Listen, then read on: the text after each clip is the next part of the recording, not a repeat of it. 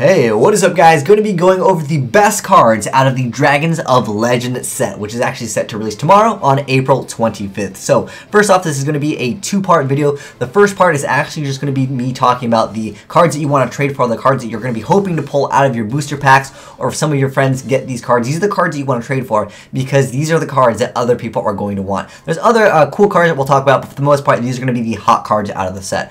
First off, Karee Bandit. This is simply just going to be a card. It's actually one of the two cards that people will actually want because some people don't actually play the game.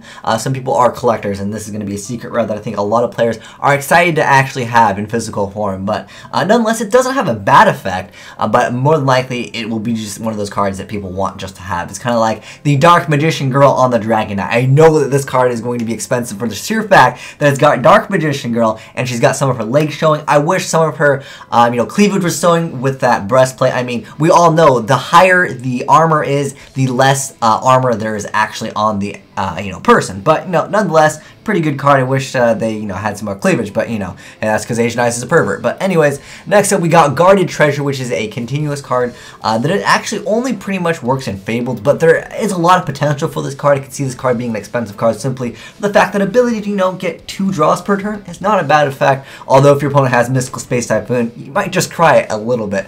But nonetheless, if you're playing Fables, this is definitely going to be a good card. But I feel like this card can potentially break the game if we can figure out what combos will actually work with Guarded Treasure. Next up, Mathematician. Now this card is really good for a bunch of decks just to actually cycle through cards. You're going to be able to go through your deck much faster and get that draw. Basically, Armageddon Knight for everyone, plus you get a draw ability. You couldn't ask for more from that wizard with his large beard. Next up, we got the Fire Hand and the Ice Hand. So these cards will basically keep you in the game. All you need to open up with one of these, and even if your opponent activates a warning, you'll still get that effect, and you can pop cards all day. I'm still on the fence with Mega Capital G that these cards are good. There's so many people that say these cards aren't good. I think these cards are amazing. The ability to have fire and water into the graveyard for whether you're playing Dragon Rulers or some other decks, I really feel like these have a lot of potential. Plus they're level 4, so that means easy access to getting a floater monster on board, plus getting some type of advantage is always nice. And 101 is probably one of the best XYZs in the game, or the Exoton Knight. Next up, we have a Shadow Impulse, which is basically used for Synchro decks. So when a Synchro monster you control is destroyed in battle, or by card effect, you get to bring out another Synchro monster that just has the same level and type, but with a different name. Now, you can only activate 1 Shadow Impulse per turn, which is good, because if you could, that'd get really nasty. Basically, for any decks that like to Synchro for, I would say, the level 8 Dragon Synchros, which there are so many great level 8 Dragon Synchros in the game.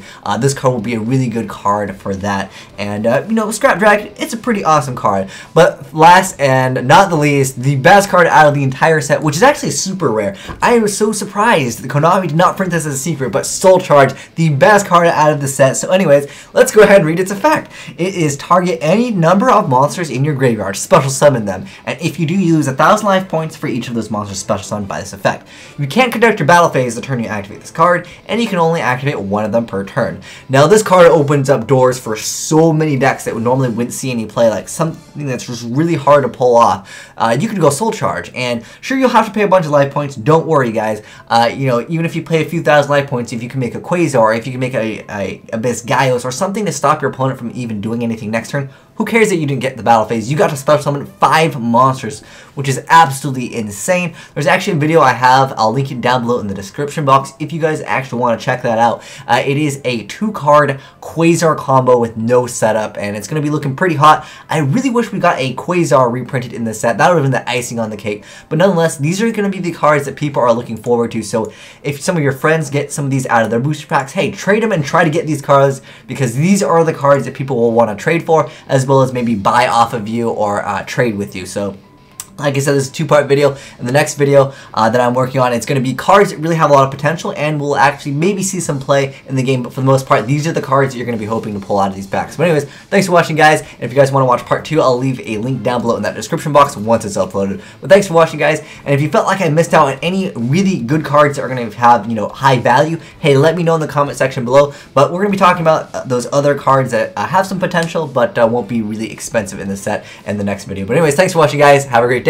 Asian Eyes signing out, and good luck pulling some of these cards. The card that I'm actually most excited for is Mathematician. Like, I really feel like this card is really cool. But anyways, thanks for watching. This is Asian Eyes signing out for reals this time.